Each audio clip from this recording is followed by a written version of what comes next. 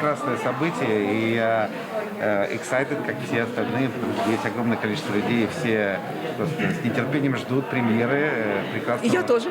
Здесь замечательные постеры, кругом интервью от актрисы, много каналов. Мы хотим вам пожелать успехов. Но скажите самое главное.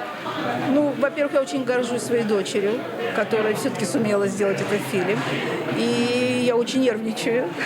Ну, в принципе, как всегда, на премьере все нервничают. Мы хотим пожелать вам, Софии и всей съемочной группе, которые делали этот фильм, успехов и огромного счастья. Спасибо большое. Нам очень приятно быть на этой премьере, на World-премьере вашего фильма «Houston Borrowed Time». Расскажите, что вы ощущаете сегодня? Я просто счастлива, что столько замечательных людей вокруг меня, которые смогли помочь мне осуществить, чтобы был этот фильм. Я просто счастлива. It's actually my first movie fresh out of acting school. So I'm excited to see the final product, and I'm happy that I got a chance to be part of it. It just really is cool to be able to say I did this. Yeah, this is actually my first feature as well, so I'm feeling all kinds of feelings right now. Like I'm scared, nervous, excited. So I like this movie very much because I get to go through every human emotion, basically. She said she wrote this part for me, and he's a very dangerous man, a very not nice man. And first I was offended, but then I realized that she has specifically kind of wrote it for me. So this man goes through all these types of different emotions and stuff, and it's rough and it's raw, and it talks about basically the racism of our country. Yeah. And when she goes back in time to 1968, it's rough, so it's a little bit dangerous. It's a little bit on the edge, but I think from what we've seen and what people have accepted it and realized that it's a great film. So I'm happy to be a part of it. Trust me, in due time you shall see your past and your future. Mama told me I gotta have a woman in this band. Shit! I done had it. These are transcendent paths. When you see Roy, you got first dibs. You got that in your head, Jed? But if I shoot that nigga in the head, he'd bleed out and be dead on the spot. Listen, girl, as soon as I make enough cold hard cash, it's gonna be me and you. And you best surrender, too. Your heart and body gonna be mine forever. You're gonna be my queen, my rock, my Petra. You're gonna be my everything. Pure transaction took place here tonight. Do you know that man of yours ain't white?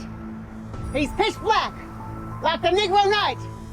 We don't welcome Negroes in this house. This home caters strictly to the blessed white man. I'm the mighty beast of this jungle. The kingdom of man is mine. Now come on, don't be shy. I'm gonna show you a real good time. I ain't afraid of no white man. You want to take me as I am. I want no part of this. I am not a racist. I raised a traitor.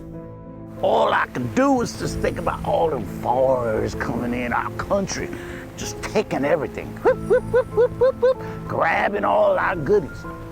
Shit. Pig!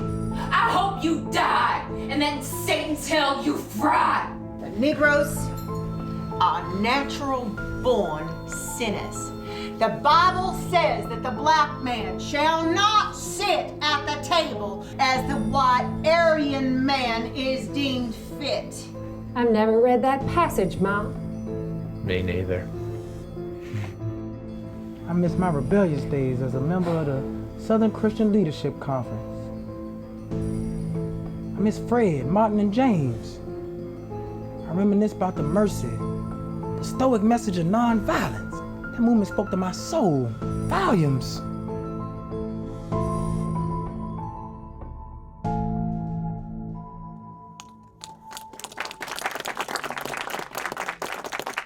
How long did it take, from conception to finish, post-production and so forth? I think I wrote the script in about a month, and it was all from inspiration, but from the real story that I encountered. And I had developed it at the Players it's a writers club on Gramercy, and it was a challenge, 10-minute play, and it was performed, and then I actually transferred it into screenplay format. It took me, I don't know, about a week to audition, and I knew that who I was going to choose would be perfect for the role. They were all brilliant. I'm very lucky. This movie is a harsh reality film, and it deals with some language that is not glossed over. In some moments, from people that are Bible worshippers that say some truly horrendous slurs that most people here in the United States they've been producing this film would probably shy away from and have.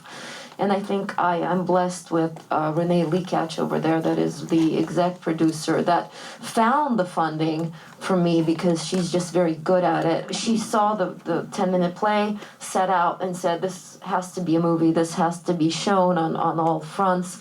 I think that in America, producers might shy away from it because of the language and because of the harsh reality of what happened in the 60s and continues with the,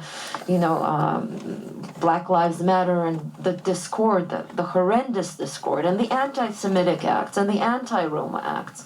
And we found Estonia to be one of those places where they were willing to take a chance on it because they're very liberal, dislike the conservative agenda, and are willing to put up the money so that this slice of America is brought to the forefront. And I thank Estonia for that because they have their own fights, as you know, and their own battles to contend with.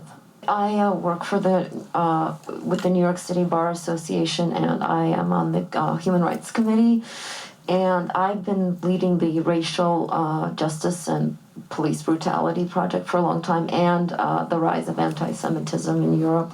So I kind of understood, aside from this true lamentable story, because I work with people on this level every single day, and we work with refugees and everything that human rights issues deal with. So I felt I was fairly well versed to write about that. But it can be seen in my work, human rights work, and the criminal law that I've tackled in this field. So I'm glad to have spearheaded these projects because it's infused in my work. I think it's very relevant today, very important. I just wanted to go around and give them a chance. So Grant, would you go first? You have the mic and then you can pass it on. Yeah. I mean, I've worked with Sophia for 20 years and I always support her work because it's always original and it's always out there. It's always, breaking boundaries. It's always pushing issues. And she said, I wrote this part just for you. And I read it and I was like, that's offensive. But then I was like, wow, that's charming. But then I realized that she wrote that part because, I got to experience all types of human emotion, and he does kind of go through this terrible, terrible journey that's not very pleasant, but it hits on a lot of different emotions and a lot of different challenges as an actor and a lot of different emotions that had to be kept and held. The shooting schedule was a little harsh. We did it in 2.5 weeks or 2 weeks or whatever, but, we couldn't get the script approved until right before we started. So I was memorizing all night and then performing, then filming all day. So I was tired, but I think it was worth it. I had not seen the full production until tonight. I had not seen the full show until tonight. So I was pleasantly surprised and laughed at myself a lot. So yeah, I had a really good, time doing this shoot. It's been a while since I was really in front of the camera, so it was like a stepper for me for a long time. What was good about it was because with Sophia, she spent a lot of time in the theater, so she brought that that style back to in the film and such. So and being with her doing the readings and such with everybody here, it was it kind of took me back when I was younger, growing up in the theater and in the arts, and bringing out that natural when it comes to bringing that character to life. This is a great cast. They really did a phenomenal job. You really see just crazy. I was only there for a day for shooting, but it was cold as hell, but it was a good day. But it was a really good day though. But it was kind of hard to remember my lines. But But I wouldn't trade for any other day. It was a really good day. Great cast. I got to room with Grant for like half a week. I learned a lot as far as like being a thespian and a creator goes. Ms. Romma, she blessed me with the role of Steroid. She's a supremely talented lady. The entire cast was brilliant. The work process was awesome. We're missing a few creatives. Those people taught me a lot as well.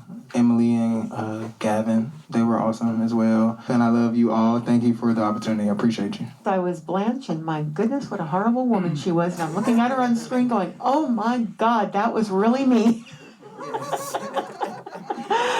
The part was phenomenal. And of course, working with everybody was just amazing. And I loved picking on Wade and Wade picking on me. We were hysterical. And I think the prayers at supper time were probably the best part. And it was so hard to keep a straight face with this man around. And then, of course, we have this lovely little lady over here who we just all adore. So I hope to do something again soon, and I hope it's as much fun as this was. Well, this is the first movie I've ever done, so it was a terrifying out-of-body experience, which working with Sophia always is, because you work on things and you say things that you never thought you'd say, and you do things you never thought you'd do. And I like this even more because it actually has something to do with my background, because I am a Southern Jew, and I grew up in places where it was horrible, horrible, horrible. I didn't mind too much when Katrina hit it, honestly. Because of the horrible things that I saw there when I was a child. So the movie is very, very close to me, and I feel very privileged to have been a part of it. It was such a great experience for me, working with these fine artists here, and a learning experience, definitely. And I thoroughly enjoyed it. It was an easygoing and relaxed environment, but I really appreciated the opportunity and getting to work on a project like this, which is, even though it's set in the 60s, it still seems very timely because of current situations that are going on. So I'm happy about the outcome, and that I just got a chance to be a part of it. And I will say that I miss my I miss very much Alice Kelly Balke, who played the role of Lorna Woods, and Kitty O'Neill, and Gavin Rower, who played Jed Woods, and the brilliant Emily Siebert that played the younger Eva Gold. But they are young people, and they're all working in other states, and they just couldn't be with us today. But we do miss them, we do think about them, and thank you for coming, and thank you for independent cinema such as Quad Cinema. Thank you for that. Thank you.